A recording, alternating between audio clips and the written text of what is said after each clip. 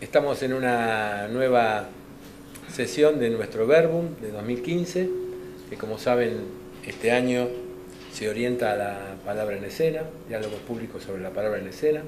Continuando con la saga de directores y actrices, contamos con la presencia de Javier Daulte y de María Oneto. Vamos a comenzar la charla. Tal como ustedes saben, originalmente comenzamos con una conversación y después ustedes pueden ir preparando, si quieren, comentarios o preguntas que les vayan surgiendo. Cuando hoy estábamos en la previa con María, yo le decía que intentamos hacer una secuencia que fue el año pasado. Trabajamos sobre dramaturgia, es decir, sobre ese texto que todavía está como en un potencial respecto de la escena. Javier estuvo presente en su condición de dramaturgo. Y este año avanzamos un poquito más hacia el escenario y nos colocamos en ese lugar, yo le decía a María, en el previo a la escena y a la escena. Y el previo tiene que ver con que me gustaría, María, que arrancando con vos como actriz, con esa sensación relacionada con el actor que tiene esa palabra que decir y que se apresta a entrar. ¿Qué te pasa? ¿Qué me pasa? Si esa situación un poco de lo que sería la bambalina, la previa es una situación así muy estimulante, muy adrenalínica. Yo le doy mucha bolilla a lo que sería cómo se va a escuchar la palabra o a la idea de pasar la letra, de tener imágenes de la letra, de cómo todas las técnicas para no furciar. Bueno, todo ese sistema lo hago así muy cercano a empezar. Y después hay algo también de lo físico, de como que el cuerpo esté disponible un poco para traducir esas imágenes y esas ideas que están en el texto. Y siempre me acuerdo que cuando yo era espectadora me deprimía cuando veía que los actores estaban como débiles en su potencia actoral. Esto que vos decís esto lo recuerdo mucho ahora que actúo en relación a la idea de estar como en una situación de intensidad. No sé si es hacia afuera o hacia adentro, es algo a veces es más interno, que se traduce según el argumento de la obra, pero sí, la idea de un estado de actuación fuerte me parece que es central. Yo un poco te decía de Javier, Javier me dirigió en 5 obras a mí, 4 escritas por él.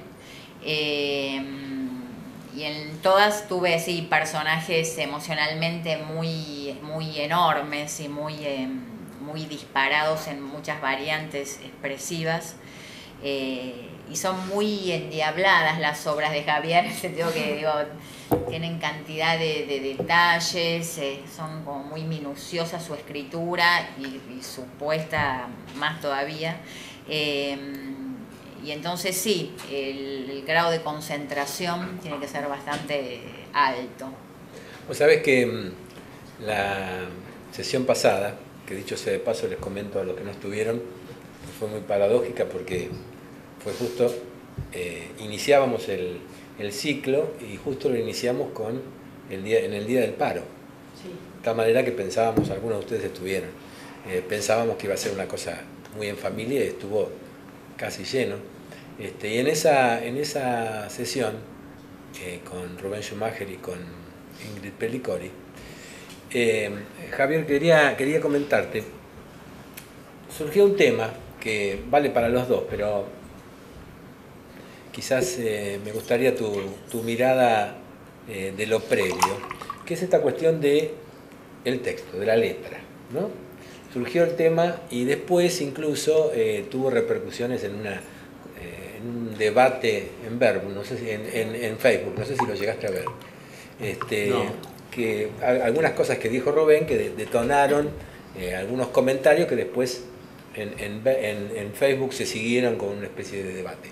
¿Cómo trabajas con el tema de la letra en ¿Pero qué fue lo que y porque, lo que disparó? Porque lo que disparó fue que Rubén dijo, mira, yo a mí me importa que trabajemos a letra sabida, no quiero remar con, estoy traduciendo un poco, no quiero remar con esta cuestión de los actores que me hacen hacer fuerza con, etcétera, etcétera. Por supuesto que eso trajo aparejado gente que se sumó a favor y gente que se sumó en contra. Entonces quería saber cómo trabajas vos en relación con esto, con la palabra. Sí, bueno, hola, buenas tardes, gracias por venir. Y yo justo, bueno, hace muy poquito estuve justo en Tecnópolis dando una charla sobre el tema de la palabra, sí, así que sí. fue a propósito de eso, empecé a escribir un trabajo sobre el tema de la palabra, que se llama La palabra, el ruido y la música. Yo por un lado, digamos, yo tengo como dos convicciones que pueden parecer medio contradictorias entre sí. Por un lado, para mí, la letra es una, ¿no es cierto? No hay variables. El texto se aprende y yo trabajo ensayo, bueno, igual como decía Rubén, yo ensayo con letra aprendida, o sea, yo no improviso con los actores. Creo que el territorio, digamos, de creación del actor es un territorio que no tiene que ver con la palabra. El actor no crea la palabra, el que crea la palabra es el autor y de alguna manera el director. Y tampoco el actor tampoco crea la puesta en escena, el actor tampoco crea exactamente, no necesariamente todo el comportamiento del personaje, porque eso lo hace junto con el director. Entonces el territorio, digamos, del actor, uno se preguntaría cuál es, ¿no? ¿Cuál es el arte del actor? Y el arte del actor, yo creo que del territorio donde es amo y señor, el actor es en el territorio de las emociones, es decir, además es en el único lugar donde el actor es absolutamente único y que no puede parecerse absolutamente a nadie. El tema, digamos, del texto, ¿no? Si yo digo un texto es uno, no tiene variables, aun cuando yo puedo cambiar mucho el texto durante los ensayos, ¿no? Es decir, en obras mías o en obras ajenas. Me importa que de algún modo la palabra ayude a hacer eficaz un juego, un procedimiento, ¿no? Dicho de forma un poco más elegante. Pero luego la palabra, a mí hay que tener mucho cuidado, porque todo un texto es un montón de palabras, ¿no es cierto? Y si todas las palabras a mí como espectador me llegan, digamos, con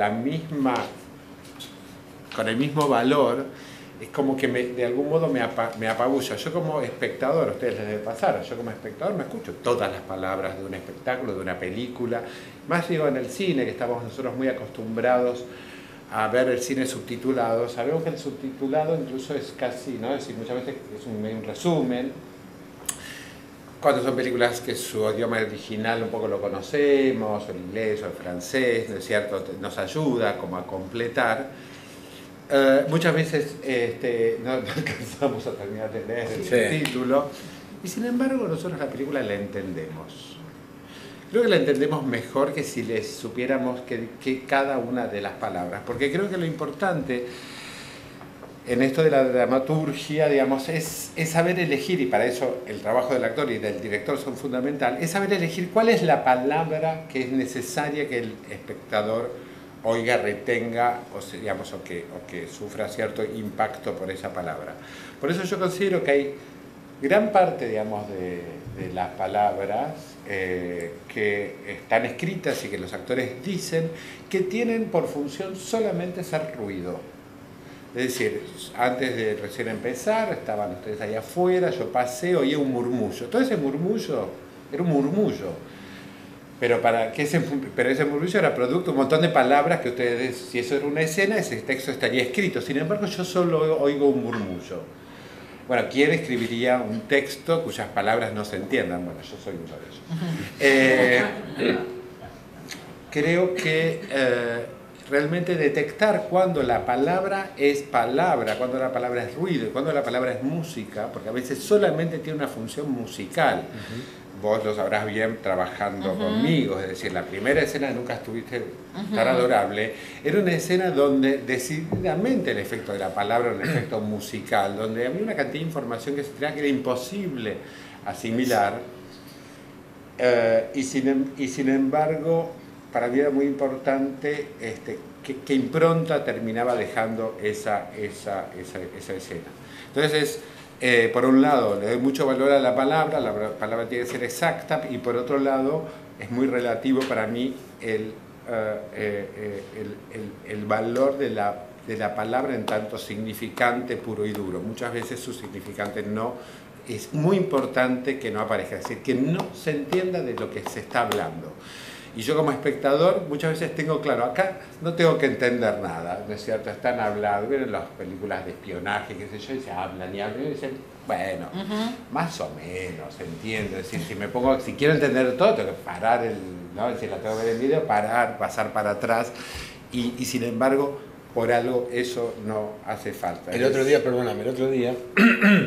hablábamos de eso con Rubén, con Schumacher, y apareció la imagen de Visita, donde él participó como actor, y en este contexto en el cual no sé qué pasaría hoy, pero en esa época Visita era un texto muy hermético para gran parte del público de Buenos Aires de los 70 y pico. Sin embargo, el impacto que se generó, justamente como decías vos recién, Javier, no tenía que ver con la comprensión de esa palabra encadenada con otra, etcétera, etcétera, sino había todo como un conjunto que generaba como un impacto, ¿no?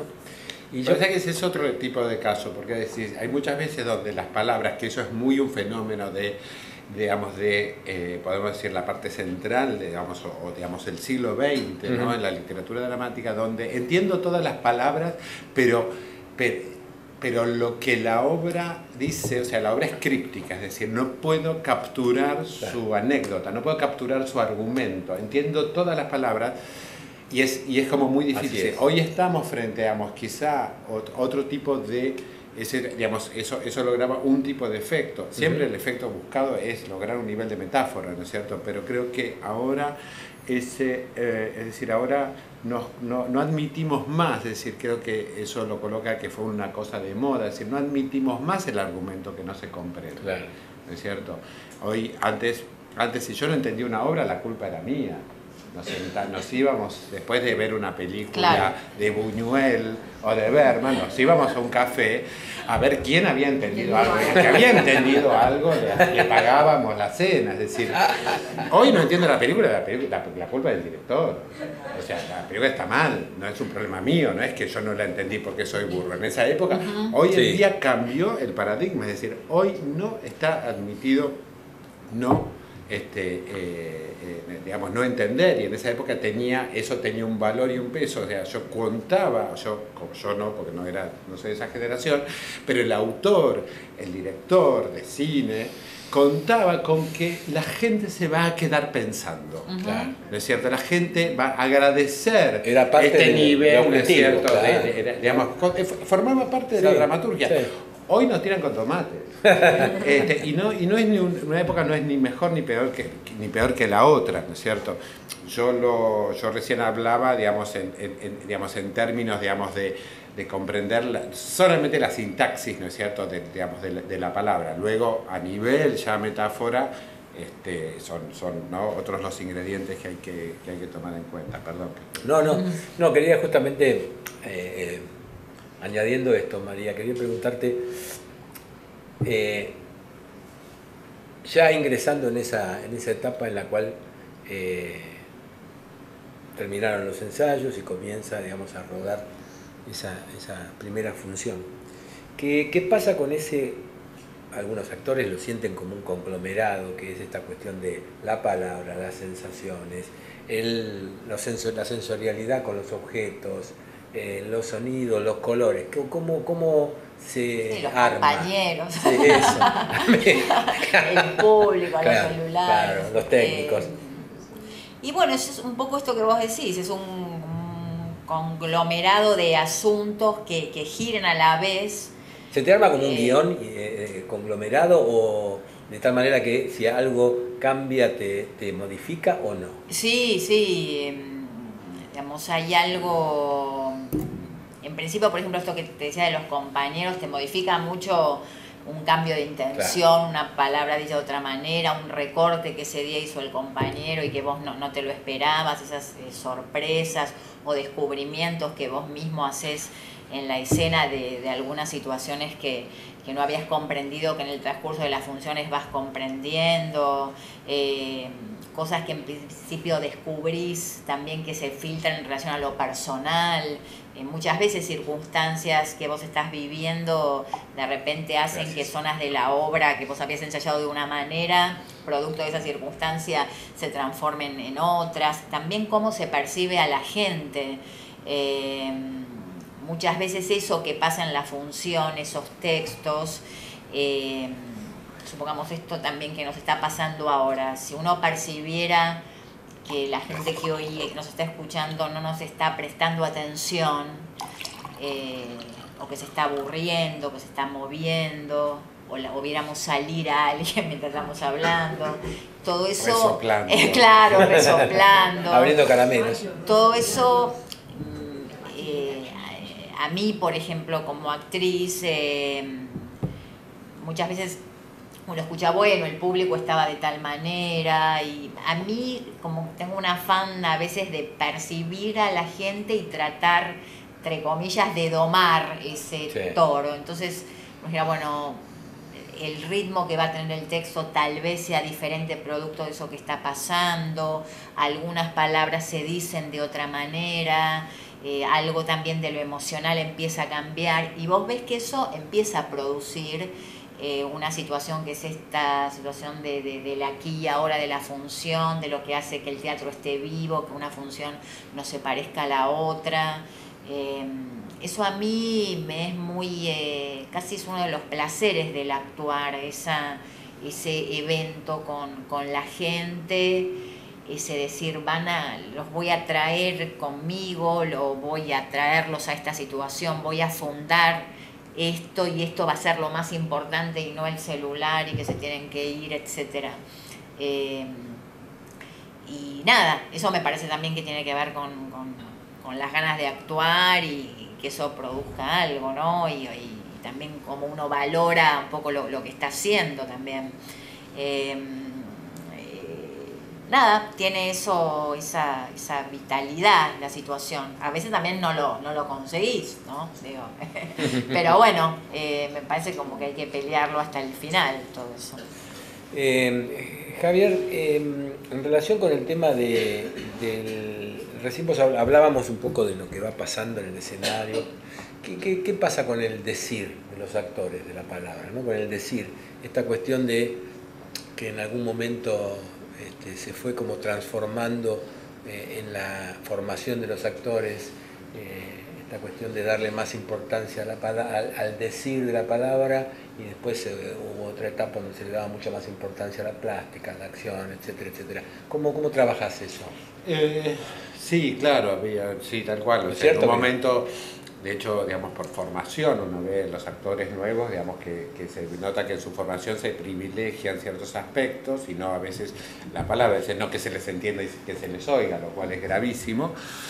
Perdóname, incluso pensaba tomando lo que vos decías, pensaba, qué paradójico, porque hoy que los actores en general, sobre todo los actores más jóvenes, tienen, a veces tienen menor limpieza, digamos, que otros actores de generaciones anteriores para la palabra, cuando justamente, según lo que vos decías, parece como que el público nos reclama mayor claridad, mayor comprensión del texto. Claro, digamos, sí, ¿no? sí, que uno tiene necesidad, uno no tiene que sentir que tiene que hacer un esfuerzo, ¿no es cierto?, como espectador para entender lo que dice ¿Y cómo trabajas eso con los actores? No, yo por un lado, digamos, sí, pretendo que el actor tenga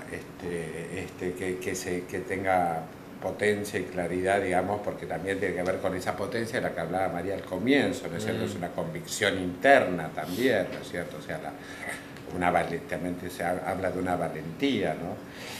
Yo siempre creo que a mí, por lo menos por el tipo de, en general, digamos, por el tipo de obras que escribo, el tipo de obras que dirijo, me importan dos cosas. Una es que el texto no parezca un texto escrito, que no parezca que está escrito. Muchas veces hay una indicación que doy muchas veces, es que digo, lo decís con los puntos, y uno no habla con signos de puntuación, es muy curioso, ¿no es cierto? Donde uno a veces pone una coma en un texto, en la vida no la pone en otro lugar muy raro, porque los signos de puntuación en la palabra hablada tiene más que ver con la respiración y con las intenciones y con la emoción. Por otro lado, hay algo, digamos, que cuando un personaje está diciendo, como nos pasa a nosotros, cuando un personaje está diciendo algo, no está diciendo todo. Nosotros, bueno, este es un caso perfecto. Digo, o sea, nosotros nos hace preguntas, Alfredo, tratamos, digamos, de entenderla, tratamos de explicar algo y lo que decimos alcanza a decir muy poco de lo que uno tiene en su cabeza, ¿no es cierto? Entonces las palabras son torpes herramientas, ¿no es cierto?, para sacar afuera aquello que nosotros estamos pensando. Ni que hablar cuando las situaciones son emocionalmente muy fuertes, ¿no es cierto? Un personaje enamorado, un personaje abandonado, un personaje que ha sufrido una enorme pérdida, un personaje que está sufriendo, ¿no es cierto?, una revelación, digo, hablo ya de tu personaje de personitas, ¿no es cierto?, y que no tiene las palabras, porque a veces los personajes, como las personas, pasan por situaciones extremas y no tienen quizás ni siquiera el vocabulario, ¿no es cierto?, ni el mundo, ¿no?, suficientes como para poner en palabras. Entonces, los personajes no son poetas, ¿no? A veces es un defecto, yo veo en dramaturgos jóvenes, ¿no es cierto?, que decir, sí, sabes todo lo que el personaje siente, pero el personaje no está en condiciones de expresarlo de esa manera, no se puede volver un poeta porque le pasó algo poético, claro, ¿no es cierto? Entonces siempre digo, lo que decís es la punta del iceberg de todo lo que tendrías para decir y no encontrás las palabras. Entonces muchas veces el personaje tiene que no decir esas palabras como obviamente un texto aprendido, sino como el rudimento impreciso, ¿no?, del que se echa mano para poder decir algo de lo que cree. Digamos, creo que en ese sentido Chekhov fue el que inauguró algo, ¿no? Y nunca mejor dicho, en La Gaviota, cuando Nina vuelve, ¿no es cierto?, dice, soy una gaviota. No es eso lo que quiero decir. Es decir, las palabras no expresan nada. Bueno, eso lo decís vos en personitas directamente. Es decir, no hablamos, pero no, rara vez decimos algo, ¿no? Entonces, son los aspectos, digamos, con los que yo estoy muy, muy atento. Y las palabras tienen que poder ser... que también ser verosímiles, ¿no?, porque tampoco es que uno tiene que hablar con palabras que solamente le queden cómodas, sino que también tiene que un actor tiene que ser capaz de decir palabras que le son, ¿no es cierto?, por ahí, ¿no?, como que están muy fuera de su universo, muy ajenas, y sin embargo volverlas propias. ¿Vos te ha pasado? Digamos, nos ha pasado juntos, como diciendo, yo no puedo decir, digo, ya sea porque son o porque son, ¿no?, muy, muy sofisticadas, o porque son demasiado banales, como cuando vos en La Escala Humana tenías que decir, estoy un poco borrachina, que no había manera que lo pudiera decir. Que no tomaba alcohol. Encima que no tomaba. Sí, bueno, es eso lo que... Vos sabés que recién cuando vos hablabas de esta cuestión, yo pensaba en una estética que tienen algunos directores, sobre todo de una generación más joven, incluido lo que podríamos denominar circuito comercial de arte, que es esta cuestión de la rítmica, ¿no?, de la rítmica con que se dicen las palabras. Parece como que ha habido como un lugar, cuando uno escuchaba a los actores, quizás en otras épocas, había como una cadencia donde las palabras se iban llevando a una rítmica mucho más separada. Ahora parece como que hay una necesidad de pisar palabras, ¿no?, como de tener una rítmica muy acelerada. ¿Cómo ves esto? Eso pienso, bueno, un poco lo que decía como al principio, es decir, la palabra es palabra, ruido y música, ¿no es cierto? Y hay que ser consciente, hay veces que hay que romper la rítmica, hay veces que hay que romper ciertas cosas y hay veces hay que darle digamos, distintas dinámicas, ¿no? El tema es que hay que conocer los usos de la palabra hablada, ¿no es cierto? Siempre hay que tomar en cuenta cuando hablamos de la palabra, la gente que hacemos teatro, no estamos hablando, o sea, estamos hablando de la palabra escrita para ser dicha, es decir, es antes que ninguna otra cosa un sonido y hay que saber el uso de ese sonido, es decir, cuando algo, porque el teatro digamos, ¿qué estamos haciendo? Tratando de ¿no? de distinguir valores, ¿no? Es decir, uno hace una puesta en escena para que y el espectador lo que tiene que ver, empezar a ver, uno se sienta y dice, bueno, qué sé yo, acá estoy, y en los minutos que empiezan a pasar, uno empieza a detectar qué es lo importante, ¿no? Diferenciar lo importante de las boludeces. Entonces uno va, y para eso somos todos, ¿no es cierto?, una especie de equipo de complicidad para ayudar al espectador, ¿no es cierto?, a eso, a distinguir lo que tiene valor de lo que no. Y para eso también ser conscientes de los distintos registros que tiene la palabra hablada, ¿no? Cuando digo la palabra como ruido, la palabra como música y la palabra como significante, hace que cuando nosotros podemos ver obras en idiomas extranjeros, nos ha pasado en los festivales internacionales, que el subtitulado no andaba, o que estábamos en la fila 2 y el subtitulado nos queda en la nuca, entonces, o que no lo hay, y sin embargo uno accede a ese universo, ¿no es cierto?, de digamos, de las palabras, ¿no? A veces uno dice, bueno, yo me acuerdo la primera vez que fui a Barcelona, dije, voy a ir a ver al teatro, y fui a ver Esperando a Godot, porque digo, texto que ya conozco, total lo hacen en catalán, pero lo conozco más o menos, además siempre más o menos hablan de lo mismo. Y, nunca llega. Nunca llega.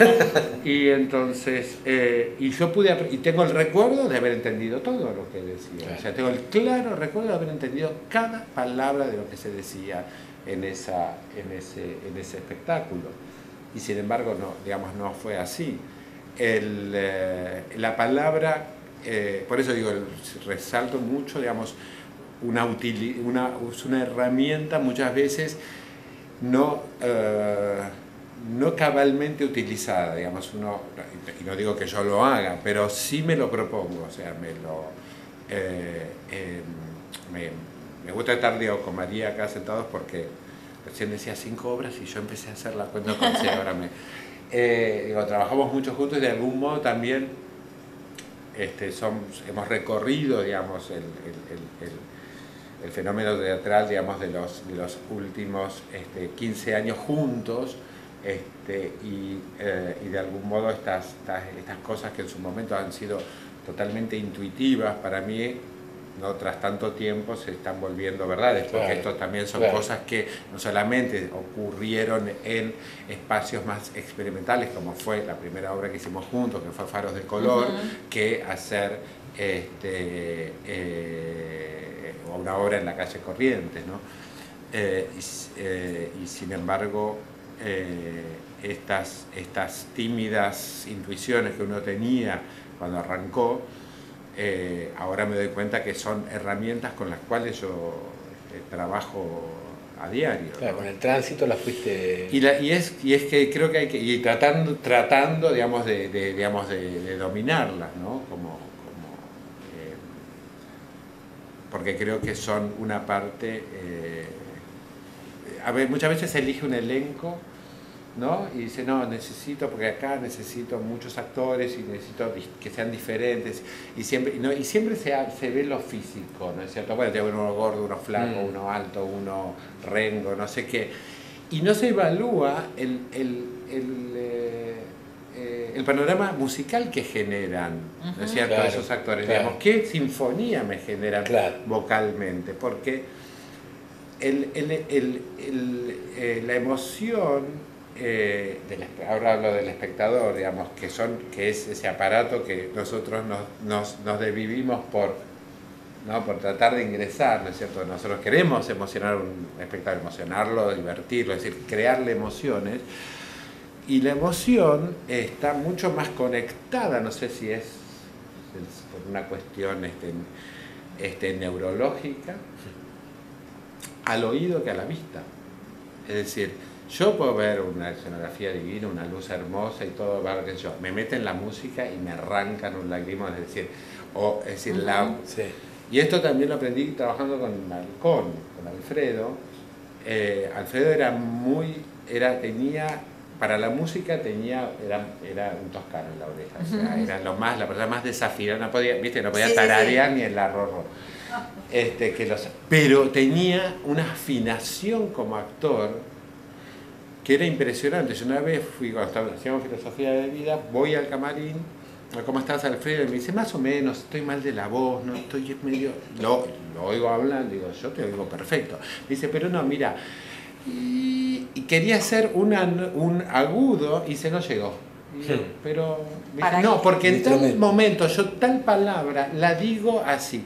Él tenía una conciencia de la música que generaba con sus palabras. Por momentos, demasiada conciencia, y hacía solo música. Pero cuando estaba genial, como lo estuvo tantas veces, eso generaba un efecto extra y era un efecto emocional que generaba directamente. A veces el actor está completamente tomado y está desgarrado y realmente llora de verdad, y se le salen los mocos, pero al no poder transmitir nada de esto a la voz, porque tiene la voz en un registro demasiado estrecho, la emoción no llega al espectador, porque la emoción, entre otras cosas, tiene que ver con un registro auditivo. Claro, hay un registro que no se produce. Los músicos que son como matemáticos, es decir, es una música así que emocional, o sea, emocional es el violín. O sea, más que el violín no hay, pero quizás es demasiado. ¿Y saben qué instrumento genera qué emoción? Y el violín no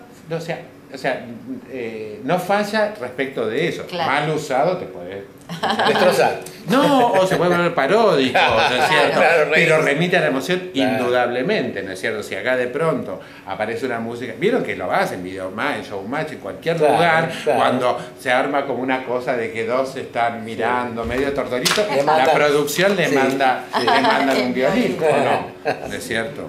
Vos sabés que ahora que hablabas de la escena, yo pensaba, María, en el tema de ese... Yo lo denomino, digamos, como una... Yo lo sentí como una ola. Cuando uno entra a escena, ¿no? Y sabe que hay hitos, ¿no? Es como que uno, de alguna manera, bueno, es una pregunta que te hago, yo lo viví así como actor, pero digo, esta cosa de sentir como que el texto o la obra o el espectáculo es como que se va modulando, ¿no? Como hay módulos, hay lugares donde vos sabés, y el tema de cómo regulás esta cuestión de la conciencia de vos como persona en relación con personaje a lo largo del tránsito, digamos. Ajá. Los hitos te referís a situaciones de la obra o viste que hay momentos vos decís, llegamos a la acá. Situación, viste, de esta situación que yo sé que la tengo que remar, o sé que tengo, o es muy fluida, al revés. Yo en principio, bueno, en relación a... trato de estar en el personaje, digo, esa es casi también parte de lo entretenido de actuar, salir de mí, de mí misma, pero bueno, se te filtra también. Claro, eso. Y te diría que una de las cosas que más me importan o que serían más tristes si me sucedieran, sería la idea de lo trucho. Claro. De, por ejemplo, yo suponer en que en tal momento me tengo que emocionar y no me emociono, o tengo que tener que, etcétera, y provocar situaciones donde yo tenga que empujar eso sin que eso esté presente en mí, o yo me haya ocupado de construirlo en la escena. A mí lo que me pasa o lo que yo creo que es lo que hace que yo confíe en mí como actriz es que a mí por suerte me emociona actuar, o sea, la obra puede tener situaciones emocionales o no, pero la situación de la actuación ya tiene algo que me produce, es como un gran acontecimiento, un gran evento. Me resulta muy importante venirle bien, o sea, tengo mucho respeto por las personas que crean esos mundos, a los cuales los actores un poco somos instrumento de esas cabezas que han podido escribir y que tienen la responsabilidad de la escena. Entonces me importa mucho venirle bien a esa persona que yo respeto, que creó y que me pidió algo. Entonces todo eso va produciendo durante la función una serie de obligaciones que si estás un poco como caliente con actuar, aparecen de por sí porque sí, porque son como casi eso, como lo que más te importa en la vida es actuar bien, entonces bueno, tratás de hacerlo bien. Cuando no pasa, yo no lo empujo, trato de acercarme lo que más puedo a lo que comprendo de ese momento, a veces sé a dónde debería llegar y que no llegué, y trato de tener registro de que no llegué y tengo mi revancha como en la función que sigue, y uno queda angustiado cuando no llega, cuando no estuviste a la altura de esas palabras, cuando te pidieron algo y no lo lograste, y más cuando te cagan a pedos al final de la función y dicen, che, esto, ¿qué pasó acá? Ahí llegaste vos. Esto estuvo mal. Pero nada, digo, me parece que... ¿Cómo? Perdóname, pero quiero insertarme en eso que decías vos recién, como en esta cosa de la construcción de esa experiencia arriba del escenario. ¿Hay palabras que te detonan? ¿Palabras puntuales que te detonan? Sí, totalmente. Sí, hay cosas que a veces están tan bien escritas. Bueno, nunca estuviste tan adorable, es una obra que vos podías venir de un problema en tu casa, distraído y desconectado de la obra, que a ninguno de los que estábamos ahí nos pasaba, pero podías venir así y la obra te llevaba. Te llevaba. Claro, vos estabas ahí y de repente, por más que quisieras estar en tu propio mundo, había algo de esa estructura, porque esa obra tenía un trabajo textual y de estructura muy grande, de mucha comprensión del fenómeno del paso del tiempo, del fenómeno familiar, de cómo describía a los personajes, que realmente yo creo que nunca le hice mal esa obra, digo, me encantaba hacerla, pero la verdad era más mérito del material mismo. Y hay otras obras que están tan mal escritas, que es como que estás, o sea que no... Remando. Claro, que si no la actúas bien, no... Esas no son las de él.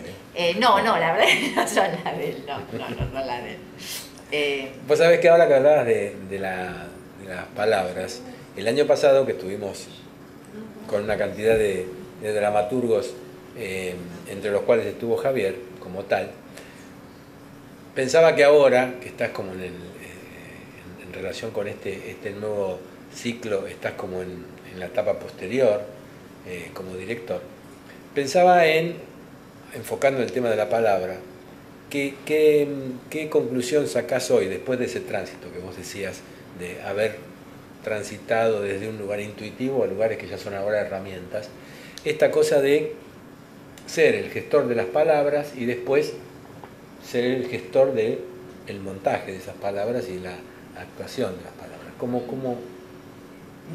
Mira, es muy raro, o sea, el proceso es... yo cuando escribo mis obras, cuento algo que es bastante peculiar, yo pienso primero pienso con quiénes tengo ganas de trabajar, los llamo y después empiezo a escribir la obra. Es así, prácticamente, sí. Es así. ¿Por qué? Bueno, porque me gusta, porque ensayar es una tarea ardua, sobre todo cuando no hay dinero y uno tiene que sacar los provechos más jugosos, que son los vinculares. Yo empiezo escribiendo una obra, es decir, la obra no hago improvisaciones, pero yo empiezo a escribir la obra, y los personajes son funciones, es decir, son funcionales a lo que yo quiero contar. todo es funcional a lo que yo quiero contar, que en general, aunque suene un poco raro así, digamos, en general es una idea filosófica. Y todos los elementos los pongo ahí a jugar. Entonces yo sé qué función cumplen esos personajes dentro de la idea que yo quiero abordar. El tema es que después vienen los actores. Y los actores quieren, ¿no es cierto?, es decir, como comprender, ¿no es cierto?, a un personaje, ese comportamiento que se recorta de los demás. Entonces, digamos, no puedo dejar de pensar, digamos, en María, digamos, y en las experiencias que hemos hecho juntos. Y el actor de algún modo transforma aquello que uno escribió. Digamos, lo que dice María de su trabajo es totalmente exacto, yo lo sé. María, o sea, se apropia del texto como hasta el punto, digamos, o sea, trabaja hasta que es como si ella lo hubiese escrito, es decir, desde esa cosa totalmente ajena, ella busca y bucea y hace unas preguntas rarísimas, María. ¿Al director? Rarísimas, por ejemplo, sí, no sabría decirte, pero algunas son muy raras y yo me doy cuenta, pues nos conocemos, que María entra en un proceso donde de pronto yo ya no entiendo más qué es lo que piensa.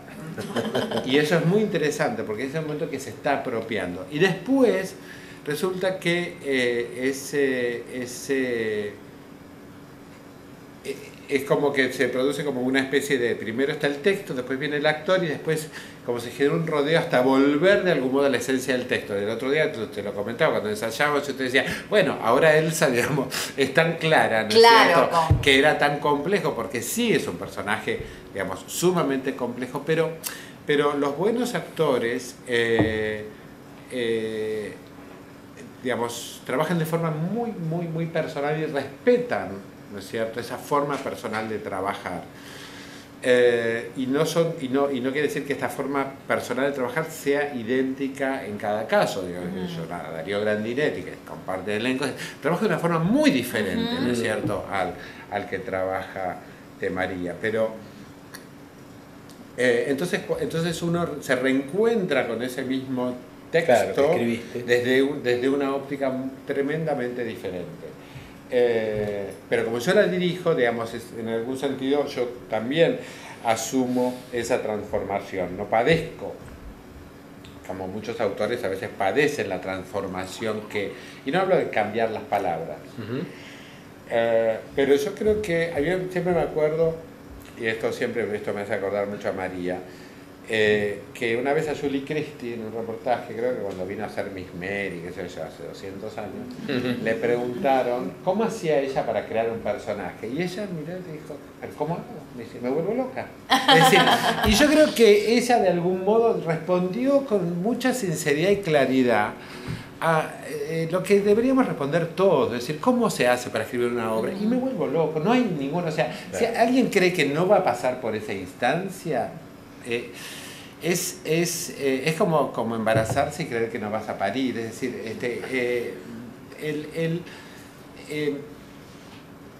no podemos ser hijos. Y si eso no ocurre, no habrá ocurrido un hecho artístico, eso lo garantizo. O sea, y no volverse loco no quiere decir que es algo malo, pero hay un momento en donde realmente se vuelve un monstruo aquello, digamos, con lo que uno está trabajando. Y no hay excepción para esto, ¿no? Sí, no, digo, me parece también que parte del interés por lo artístico, bueno, en este caso por actuar, por escribir, es precisamente crear esa realidad paralela, o sea, crear esa realidad paralela diferente a tu cotidianeidad, que por ahí se te filtra, pero es esa ampliación que se produce, esa otra vida dentro de la vida misma, que hace que uno piense por qué no todo el mundo hace teatro, o sea, por qué no toda la gente hace obra de teatro y vive esas sensaciones que son tan lindas de vivir. tan lindas o en principio tan diferentes. Digo, a veces es verdad, son temas más complejos, pero siempre te permiten comprender algo de la existencia y de qué haces en este mundo y de los demás. Entonces, sí, es algo estimulante, seguro, y también esto que te digo, de una otra realidad o de varias, digo, si estás, si estás haciendo una obra sí, o participando en un programa, de repente sí, se arma algo que es muy atractivo. mundos con los que convivís. Sí, mundos, situaciones que te permiten comprender, que después las llevas a... Yo me acuerdo cuando a mí en una clase de teatro me dijeron, yo hablaba todo el tiempo la cosa de lo intuitivo, de lo expresivo, de la disponibilidad expresiva, y cuando escuché la frase uno actúa lo que comprende, y si uno es inteligente va a actuar mejor. Yo nunca había vinculado la idea de la inteligencia, sí. Digo, es verdad, y a un director, un actor le da, y hay distintos tipos de inteligencia, pero es verdad que si vos comprendés menos, actúas menos capas, por ahí son tan o más valiosas que las otras, pero esa posibilidad de tener como sí, que vos ves en actores a los cuales uno sigue o que uno aprecia, que sí, que ahí evidentemente no hay solo intuición y su arte, etcétera, hay otros asuntos ahí girando. Entonces uno tiene como una aspiración a eso, a abarcar todas esas capas que supone o a querer descubrirlas. Bueno, Pasolini decía eso, decía el actor, el espectador no va a entender lo que el autor quiso decir, el espectador va a entender lo que el actor entendió que el autor quiso decir, es decir, es lo que entendió el actor, no es lo que entendió el autor.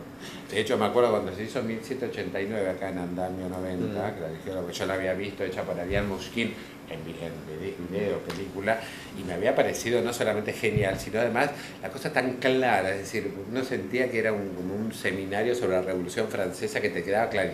La veo que no entendí nada. Y yo, claro, a ustedes les pregunté a los actores, digo, pero ustedes, por ejemplo, les contaron, hablaron, estudiaron un poco, ¿no? Es decir, no, porque no hubo tiempo. Se nota, porque no se entendía, era curioso, es curioso. Cuando alguien entiende, claro, si Einstein te explica la teoría de la relatividad, nos va a parecer facilísima, porque la comprende, es decir, cuando alguien, digamos, domina algo, por eso, bueno, esos son los grandes docentes, esos son los grandes maestros, los grandes profesores, que te transmiten algo y uno siente que es clarísimo y facilísimo, porque no sabes lo que... Fui a una charla, no sabes, era tan claro, y tratás de transmitir, y no podés, y a la tercera palabra estás tartamudeando y no podés decir nada. Bueno, yo más o menos voy viendo la dinámica y me parece que estaría bueno que pasemos a una segunda etapa donde ustedes, si tienen ganas, nos propongan preguntas, reflexiones. También como hago con los invitados, siempre hago el mismo comentario, les pido que por favor las preguntas sean breves y si tienen alguna reflexión también, de tal manera que nos permitan hacer una paleta mucho más amplia. Así que vamos a encender luz de sala y los vamos a dejar reflexionar un poquito sobre el tema. Sí. Yo quería preguntar a la señora Dote, comentaste al principio que vos cuando trabajas con actores no improvisás, veis siempre la letra. Yo sé un poquito que estoy actuando y lo que me pasó siempre fue lo opuesto, digamos, buscar el personaje a través de la improvisación. Digo, ¿cómo buscas vos el personaje? ¿Cómo ayudas vos al actor a buscar el personaje? Con la letra ya sabía, ¿no ayuda un poco la improvisación a buscar el personaje? Bueno, obviamente depende de cada caso, o sea, seguramente debe haber... Fue una cosa que se puso muy de moda durante un tiempo, ¿no? Y se han creado obras a partir de eso, sí. Y me encantan las improvisaciones, me parece que es un arte en sí mismo la improvisación. A mí lo que me pasa con las improvisaciones es que cuando se improvisa acerca de una obra, me parece que lo mejor queda en las improvisaciones, lo mejor tiene que quedar en el escenario. no tiene que quedar en la sala de ensayos, ¿no? Ese sería uno de los problemas. Eso pasa siempre, cuando se trabaja con improvisaciones de aproximación al personaje. Luego yo tengo cuestionamientos muy serios acerca de lo que es un personaje, entonces, y me cuido mucho de que el actor, digamos, insista mucho sobre la idea del personaje. Yo creo que yo creo que el actor tiene lo decía al principio, ¿no? Tiene un territorio muy estrecho para trabajar y al mismo tiempo enorme e infinito, que son sus emociones. Es decir, después no tiene nada, o sea, la ropa que se pone la dice otra persona, dónde se pone la dice otra persona, el qué dice lo dice otra persona. ¿Y qué hace el actor? O sea, ¿obedece todo eso? Sí, es que tiene que obedecer, digamos, y donde libera, es decir, donde es único es en el territorio de sus emociones. El actor tiene que dominar toda la técnica, por supuesto, pero tiene que poder trabajar libremente sobre el territorio emocional. Porque si el actor de pronto, improvisando, crea un texto divino, entonces cambiamos el texto por el que dijo el actor, el crédito para el autor. Es decir, o que se dedique a escribir también, que sería, ¿no? Que como lo hacen tantos actores. Yo una vez decía algo en chiste cuando Nunca estuviste tan adorable en Madrid, cuando me entrevisté con la que iba a ser la protagonista, que fue la protagonista, Anabel Alonso, que yo pasaba por Madrid, me volvía a Buenos Aires meses antes de arrancar con los ensayos, y entonces me dijo, bueno, pero yo cómo me tengo que preparar para eso, ¿no? Porque después nos despedíamos y nos volvíamos a ver primer día de ensayo. Y entonces le dije algo que luego quedó así, porque ella lo repitió hasta la locura en todos los reportajes que hicieron, que yo le dije, vos aprendete la letra y entregame el alma, del resto me ocupo yo. Y yo creo que es un poco eso el trabajo, digamos, de la relación del director con el actor. Es decir, el actor, si no le entrega el alma al director, el director nada puede hacer. Para que el actor le entregue el alma al director, hay una sola manera, que es que el director le entregue el alma al actor también. Claro. Y esto... una vez igual María dijo algo en chiste, pero que me dejó pensando y todavía me lo acuerdo, me decía, no importa cómo lo pidan, todos los directores quieren lo mismo, lo quieren perfecto.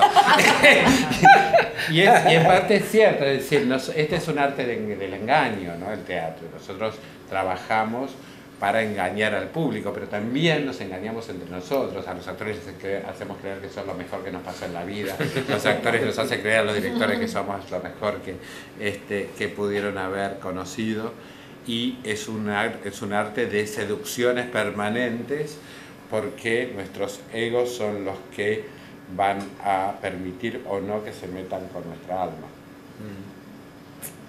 Sí, también creo que cuando vos tenés la letra sabida, las formas de decir esa letra, que después el director un poco y las colocaciones, ahí también vos estás teniendo oferta, ¿no? Y vos vas improvisando maneras también de eso que todavía no entendés, de probarlo, como bailar en una baldosa. O sea, hay un montón de obligaciones que si vos tenés ese permiso y esa variedad de poder entregar, sí, bueno, lo probamos así, ahora lo vamos a probar de otra manera, etcétera, que es lo que pide el director, ahí también de alguna manera estás probando, ¿no? Improvisando maneras de decir eso. ¿Tenemos alguna pregunta? Sí. Lo mío no es pregunta, es una cosa que has dicho tú antes, una vez que estuviste en Barcelona mirando el Godot, que puede ser que estaban catalán o algo así. Sí. Me recordaste a que yo terminando la escuela en el último año nos llevaron a un festival a Colonia. Y bueno, lo típico, que vas viendo distintas obras y tal, y me acuerdo que fuimos a ver una en húngaro, que era como en un primer piso, en un apartamento, en una casa, así como muy antigua, y me tragué la obra, duraba como 3 horas, de pie. Era en un rincón, había una bañera ahí tirada y los tipos caminaban. Era una onda muy de aquí, pero me sorprendió que lo hiciesen ellos y tal, eso de hacerlo en un salón de una casa. Y no entendía absolutamente nada, evidentemente, pero me la tragué de pie las 3 horas y de hecho me gustó mucho uno de los chicos que actuaba ahí, y en la última noche ese chico de repente se acercó a mí y me comentó que había pasado, o sea, directamente se sentó aquí y me dijo: he visto vuestra obra, no he entendido nada, y hubo como una especie de ligera, así como me comentó que me había visto entrar y tal, y que, no sé, hubo como una especie de empatía, conexión o algo así. Yo soy un espectador vago, pero al estar así me suele pasar con actores con los que de repente me despiertan mi atención, digamos, y es curioso, y esto a lo mejor va como relacionado un poco con algo que va más allá del sentido de la palabra, del significado. Es una simple sonoridad que te hace, que te engancha o algo así. Entonces, pero es un recibo, perdón, antes digo, cuando hasta no hace muchísimo las misas se hacían en latín, claro, y la mayoría de la gente no entendía nada en latín. Sin embargo, la musicalidad de eso con la religiosidad tenía que ver casi más con lo ritual, ¿no es cierto? El teatro es un ritual, creo que en ese sentido uno conecta religiosamente, de pronto, digamos, una experiencia, digamos, que está llena, en el mejor de los casos, llena también de una mística, ¿no? que trasciende justamente el sentido literal de las palabras. Sí. Me interesa cómo es el proceso de adaptación de un clásico, donde hay que traducir, y además eso, ¿qué significa adaptación? Es un lío, sobre todo, digamos, nosotros tenemos un lío aún mayor, o sea, ni hablemos de los clásicos. Nosotros, hasta yo me acuerdo que me formé, o sea, hacer cualquier obra que no transcurriese en la Argentina, hacerla de voz, ¿no es cierto? En el voz ya era un tema, es decir, ¿no? O sea, digamos, una obra contemporánea que transcurría en Francia, y cómo van a hablar de voz entonces parecía que el tú era como una especie de, no sé, de castellano más correcto. Es decir, siempre tuvimos, ¿no es cierto?, ese grave problema. Es decir, cuando yo hice Macbeth de San Martín, la traducción era al argentino y se hablaba de voz. ¿No? Seguramente cayó muy raro, ¿no? Es decir, todavía no, nos cuesta muchísimo. Por un lado nos cuesta muchísimo, y por otro lado, siendo que hablamos esta lengua sin que no tiene ni academia, es el argentino, nos permite, tenemos unas licencias tremendas, podemos hacer cualquier cosa, que ya nuestro origen es un poco, digamos, desastroso. O sea, no tenemos, en términos de lengua, no le debemos nada a nadie. O sea, no podemos hacernos los españoles, no tenemos, claro, no tenemos referentes, así que vamos a hablar los colombianos, ¿no? Entonces es la condición de sublengua, ¿no? Digamos, que tiene el argentino, nos da una libertad espantosa.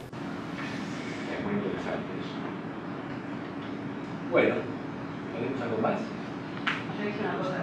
Vos hablaste del espectador, por ejemplo, que veía una película de Bergman en un momento hace 20 años y que la gente no entendía. Ahora, vos decís que ahora ven una película o una obra de teatro, suponete, donde el espectador no entiende. Es como que hay un nuevo espectador en este momento. Cambió la forma de pensar, el espectador es diferente, es nuevo. Es decir, ¿qué pasa con el espectador? Yo creo que, yo creo que, digamos, creo que la posmodernidad hizo estragos, es decir, yo creo que, claro, o sea, digamos, lo interesante de, a ver, para hacerlo fácil y no aburrido, sí, ¿no? Es decir, digamos, la posmodernidad, ¿qué es lo que dijo? Es decir, nadie puede dominar un contenido, ¿no es cierto? Hay multiplicidad de sentidos, ¿no es cierto? Entonces, es válido lo que cada uno lea del objeto, digamos, que se observa, sea una obra de arte o sea lo que sea. Entonces, mi mirada es válida, es decir, no tengo que descubrir la verdad del autor.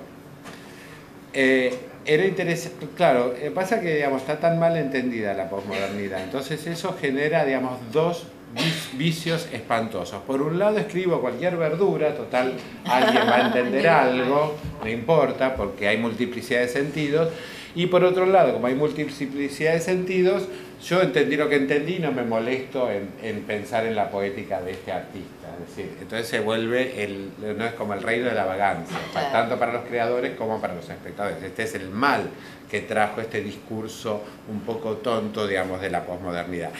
Antes, la posmodernidad, digamos, no empezó en 1990, como se empezó a saber. Digamos, la posmodernidad, digamos, arranca en realidad en 1850, cuando empiezan los discursos que rompen la modernidad, digamos, que son el psicoanálisis, el marxismo, y la lingüística. Y entonces, existiendo ya la posmodernidad, pero nadie sabiéndolo, porque nadie había dicho la palabra, entonces pasó en el siglo XX algo interesantísimo. Buñuel y Berman sabían, sin saber, sin haberlo estudiado en ninguna parte, de la multiplicidad de sentidos. Y el público, ¿no es cierto?, y los espectadores, ignorando, o sea, creyendo que existe un sentido, ¿no es cierto?, trataban de buscar, ¿no es cierto?, aquello que no existía, digamos, y en esa tensión se producía algo sumamente interesante.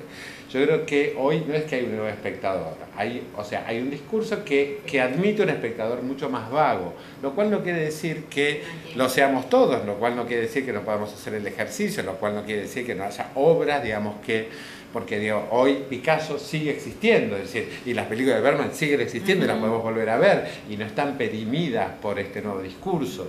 Y si yo me siento frente a una, ¿no es cierto?, a una pintura, digamos, de Picasso, también puedo ser susceptible a